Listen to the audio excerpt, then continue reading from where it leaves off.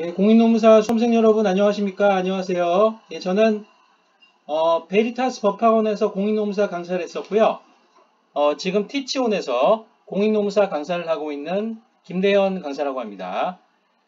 자, 그래서 저희가 이번 시간에는 공인노무사 인사노무관리론 2021년 제2차 시험 출제 예상 문제 10번째 문제를 저희가 한번 같이 풀어보도록 하겠습니다. 그래서 오늘은 이제 보상관리론을 저희가 진행할 예정이고요. 그래서 출제 가능성이 제가 이제 높다고 판단한 임금 피크제에 대해서 오늘 한번 풀어보도록 하겠습니다. 자, 그래서 제 신문입니다. 임금 피크 제도의 도입 배경, 유형, 효과를 설명하시오. 그래서 25점짜리로 시험 문제가 나올 수 있겠고요. 자, 이렇게 시험 문제가 나오면은 1번 임금 피크 제도의 의에 대해서 언급을 해주시고요. 이 밑에 있는 저희가 그래프는 답안 작성을 하실 때 꼭 그려주시면은 가점 포인트가 될 수가 있겠습니다. 그래서 임금 피크 제도의 의의는요, 고령화에 따른 연공급 체계 하의 인건비 부담을 줄이기 위하여 도입이 검토되고 있는 그 임금 피크 제도, 셀러리 픽 시스템은 동일한 인건비 체계 하에서 고용 안정을 중시하는 제도입니다. 자, 그래서 근로자의 계속 고용을 위해서 노사 합의에 의하여 일정 연령을 기준으로 생산성과 임금을 연계시켜 점진적으로 이제 임금을 줄여나가는 제도를 의미합니다. 자, 그래서 저희가 이 그래프를 보실 때는요, 이 입사하셔서 생산성과 임금, 자, 그래서 이제 생산성은 이런 패턴이죠, 그죠? 그래서 입사하셔서 이렇게 생산성이 증가하다가 일정 기점을 중심으로 생산성이 낮아집니다. 그래서 이렇게 이제 연령이 증감에 따라서 생산성은 낮아지고요. 최고점이 있고 이렇게 낮아지는 패턴이고요. 자, 그런데 임금이라고 하는 것은 보통 입사하신 이후에 이렇게 완만하게 증가하는 패턴입니다. 그죠? 자, 그런데 이거를 이제 임금 시스템 자체를 이렇게 그대로 내버려 두게 되면 나이가 연령이 높아질수록 이 임금과 생산성 간의 격차가 점점 커지게 됩니다. 그래서 임금을 이렇게 완만하게 상승을 하다가 이제 그 정년을 앞두고 일정 시점이 되면은 지급되는 임금을 줄여나가는 이런 제도를 저희가 임금 피크 제도라고 볼 수가 있겠습니다. 그래서 이 그 생산성과 임금 간의 격차를 좀 줄여나가는 그죠? 그런 제도가 되겠습니다. 자, 그러면은 임금 피크 제도의 도입 배경에 대해서 저희가 한번 점검을 해보겠습니다. 배경들은요. 임금 피크 제도가 도입되는 배경으로는 다음에 세 가지를 들 수 있습니다. 1번 인건비 부담의 경감입니다. 자, 임금 피크 제도는 주로 연공급 제도를 채택한 기업에서 인건비 금액 증가로 어려움이 발생한 경우에 시도되는 경우가 많죠. 다만 이제 직무급 시스템이나 직무수행 능력급, 역량급이라고 하는데 그 직능급 제도를 사용하는 기업에서도 기업의 인건비 부담을 줄이기 위해서 임금 피크 제도를 사용할 수가 있습니다. 자, 이번에 생산성과 임금 간의 연계성을 강화하는 것입니다. 자, 임금 피크 제도는 주로 연공급 제도 하에서 종업원들이 정년에 가까워지는 시기에 그들의 임금 수준들이 그들이 생산 기여도들보다 높은 현상을 타개하기 위하여 채택이 됩니다. 그래서 연공급 시스템 하에서는 근속연수에 따라서 임금이 자동으로 상승하게 되는데요. 그래서 고령 인력이 많은 기업은 생산성에 비해서 과도한 인건비를 지출하게 됩니다. 자, 그래서 임금 피크 제도가 도입이 될 수 있는 것이고요. 자, 그 다음에 3번은 외부적 충격의 극복입니다.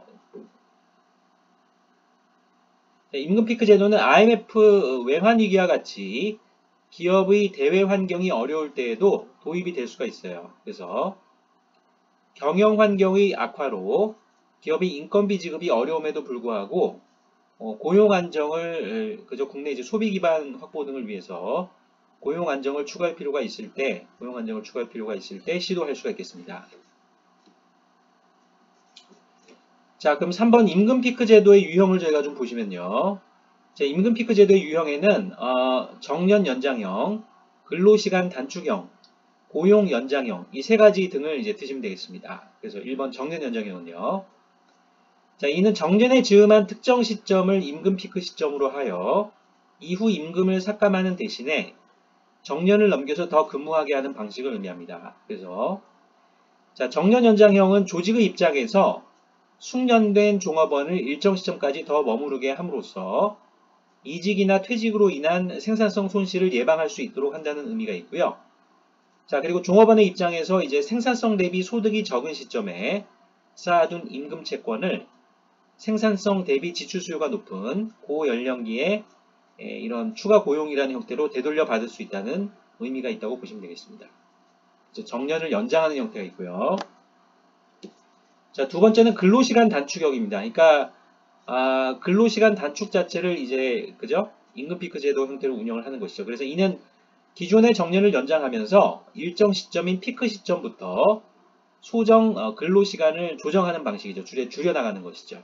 예를 들어 정년을 55세에서 60세로 연장하는 대신에 주당 근로시간을 기존의 40시간에서 25시간 등으로 점차 줄이는 것입니다. 그래서 지급되는 인건비도 이제 줄어드는 것이죠. 이 방식에 따르면 정년 이후에는 근로시간이 점진적으로 줄어들기에 종업원의 입장에서는 이제 근로와 퇴직 준비를 병행하실 수가 있고요. 또 기업의 입장에서는 이렇게 인건비가 줄어드니까 이런 인건비 절감분으로 신규 인력의 채용 여력을 확보할 수 있다는 장점이 있다고 보시면 되겠습니다. 그죠? 자, 3번은 고용 연장형입니다. 이건 뭐냐면 이는 정년 연령인 60세에 일단 퇴직을 하고요. 재고용 계약을 체결하는 형태를 의미합니다. 그래서 기업과의 이제 고용 관계는 정년의 퇴직금을 지급함으로써 종료가 되고요. 재고용 시 임금 수준을 이제 조정하게 됩니다. 그래서 고용을 이제 일단은 재고용 계약을 체결하는 형태로 임금비 아무래도 이제 그 재고용 계약이 체결이 될 때는 지급되는 임금 수준이 낮아지겠죠. 그래서 그렇게 임금 수준을 조정하는 대신에 이제 근무 기간이 좀 연장이 될 수가 있겠습니다. 그래서 고용 연장형이 있습니다. 자, 그러면 임금 피크 제도가 가져올 수 있는 효과 내용들을 좀 보겠습니다. 그래서 임금 피크 제도는 노사 모두에게 다음과 같은 긍정적 효과들을 준다고 알려져 있습니다. 1번, 첫째, 종업원은 경영위기 시에 해고를 피할 수 있고요.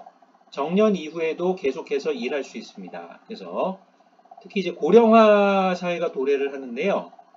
이 임금 피크 제도가 도입이 되지 않는다면 그 고령화로 인한 생산 인력의 그죠? 그 어떤 생산 인력들의 어떤 연령 증가, 연령 증가라는 이슈가 있는데요. 예, 그럼에도 불구하고 기업 차원에서 어떤 인건비 부담을 좀 완화하면서 또 그렇게 완화된 인건비 부담을 신규 인력을 채용하는 데 쓰실 수 있는 그런 제도로서 임금피크 제도가 의미가 있죠. 2번, 둘째, 사용자는 근로자의 이 고령화와 생산성 저하로 인한 인건비 부담을 줄일 수 있고요.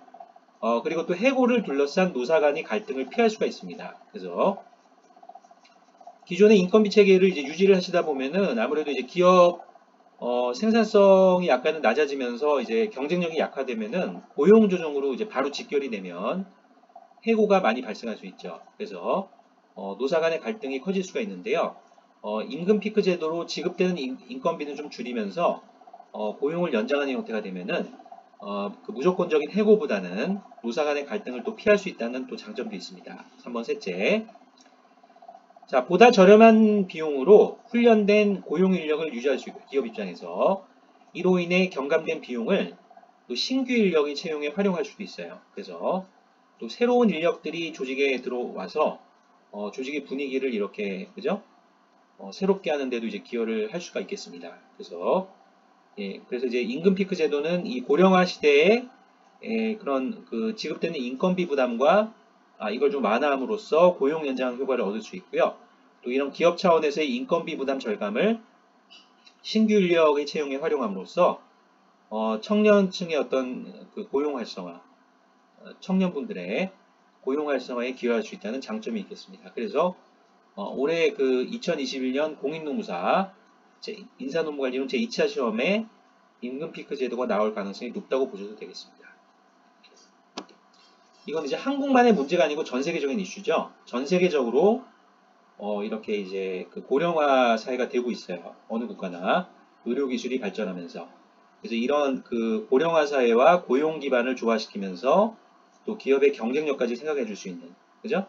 또 신규 인력 채용에도 도움이 되고요. 자, 그런 임금 피크 제도가 시험 문제가 나올 수가 있겠습니다.